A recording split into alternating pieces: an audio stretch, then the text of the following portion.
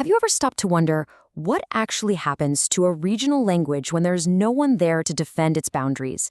Does it just quietly fade away, or does it get completely swallowed up by the larger, more dominant languages surrounding it? Well, welcome to This Explainer. Today, we're diving deep into the incredible survival and vibrant preservation of Maithili literature. And our entire focus for this journey is on a figure we don't talk about nearly enough, the scholarly literary critic. They are basically the unsung heroes standing at the gates of a language, fiercely fighting for its authenticity, its rich history, and ultimately, its future. What we are looking at here, the vibrant identity of Videha e-learning, isn't just some standard corporate logo. It is quite literally a digital beacon for the Maithili language. It stands as a massive testament to how an incredibly rich historical culture has managed to boldly adapt to the internet age. And as we'll see throughout this explainer, making this leap into the digital world, it didn't just happen by accident. It required meticulous, rigorous scholarly oversight to make absolutely sure the true soul of the literature wasn't lost in translation. Let's kick things off with Section 1, the digital Maithili era, and the birth of an online literary movement. To really wrap our heads around the modern scholarly critic, we have to understand the modern playing field they are operating on. Maithili's digital evolution officially kicked off back in 2004 with the launch of Balsaric Gotch, which was the very first Maithili blog. Think of that as the seed. Then, fast forward a bit to 2008, Videha was established as the very first fortnightly e-journal, edited by Gunjendra Tucker. And bringing us right up to the present era, Videha is still out there, actively preserving prose and verse, even boasting its own official ISSN number. So the big takeaway here is that today's scholarly literary critic isn't just sitting in a dark room reading dusty manuscripts. They are actively archiving, curating, and validating a living, breathing digital repository. Moving right along to Section 2, Roots of Maithili Fiction, breaking away from Sanskrit and Urdu dominance. Okay, but to effectively defend a language's present, a scholarly critic has to know exactly where it came from. For the longest time, the official languages of reading, writing, and administrative work in the region were actually Sanskrit and Urdu. Because of that, early Maithili literature leaned heavily on translations of Sanskrit works, things like Vidyapati's Portia Pariksha. In those days, Maithili functioned primarily as the language of the non-priestly class. It was the language of everyday people, not the institutional elite. But then, a massive shift happened. Actually, scratch that. It was more like a literary earthquake. In 1918, Bihari Lal Das published the novel Surati, and shortly after, in 1923, Kali Kumar Das's Bishan Anyaya marked the definitive arrival of original Maithili fiction. A huge part of the scholarly literary critic's job is to pinpoint these exact historical milestones where the language finally found its own independent voice, completely free from the shadows of translation. This brings us to Section 3, the microfiction debate and the critic's fight for linguistic authenticity. Right, so once a language actually finds its voice, it has to fiercely protect its vocabulary. Take a look at the term lagu katha. This is a heavily Hindi-influenced term that basically just translates to short story. For a really long time, regional authors were just coasting along, imitating mainstream Hindi trends and using this term. But scholarly critics stepped in and argued that this kind of imitation was slowly eroding true Maithili identity. They offered a much more authentic alternative, Bihan Kantha. Officially coined in 1995 by authors and critics working together, it beautifully translates to seed story. How great is that? This isn't just some petty debate over dictionary words, it is a fierce ideological fight. The scholarly literary critic is literally using terminology as a shield to preserve authentic Maithili identity over mainstream imitation. And let me tell you, this fight often puts the scholarly critic directly at odds with major, powerful institutions. Consider this quote. Will the qualitative value of Bihan Kata remain at the mercy of the Sahitya Academy's ignorance? You can really hear the deep frustration there, right? When mainstream, national literary institutions completely fail to recognize the distinct qualitative differences of regional forms like Bihan Kata, sometimes even mislabeling them as just another type of Hindi, the regional scholarly critic has to step up and boldly call out that ignorance. They are absolutely the frontline defenders of their language's inherent value. But, it's not all just theoretical debates and arguing over terminology. This translates into real-world action. These moments from the Videha Saman Samaro beautifully ground our scholarly debates into reality.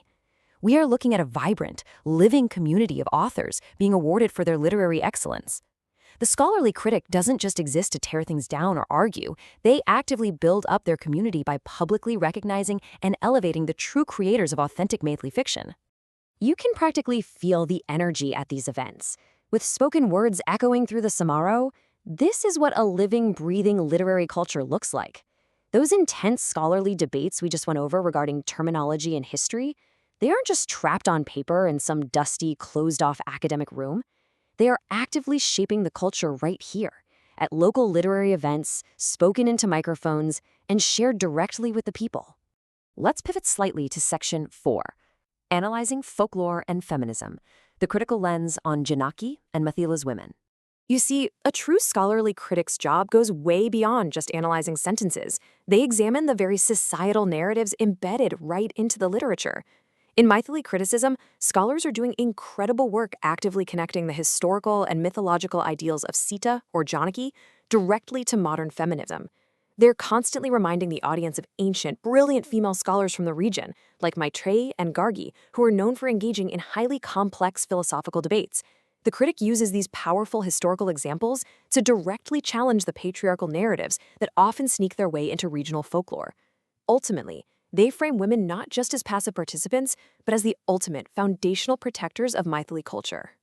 And Dr. Kailash Kumar Mishra's ethnographical research is just a fantastic example of this in practice. It perfectly illustrates how highly specific local analysis can totally meet global standards. What is so fascinating about critics and researchers like Dr. Mishra is how they constantly strive to broaden the language's horizon. When they analyze local ethnography and folklore, they don't just put it in a vacuum. They weave in global concepts. He even references the poetry of Pablo Neruda to amplify the emotional resonance of his cultural findings. The scholarly critic is constantly proving that regional literature can and absolutely should sit at the exact same table as global literature.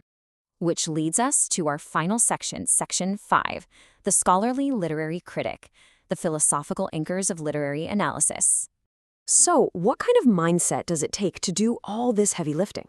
Well, the translated diary entries from critic Pankaj Chaturvedi are incredibly, brilliantly blunt. He writes, "Criticism needs to have an edge. If it doesn't, it feels like chewing grass." I mean, what a perfectly punchy takeaway. Chewing grass? The scholarly literary critic simply cannot be timid. If literary analysis is just bland, polite praise, it's totally useless. It's completely flavorless.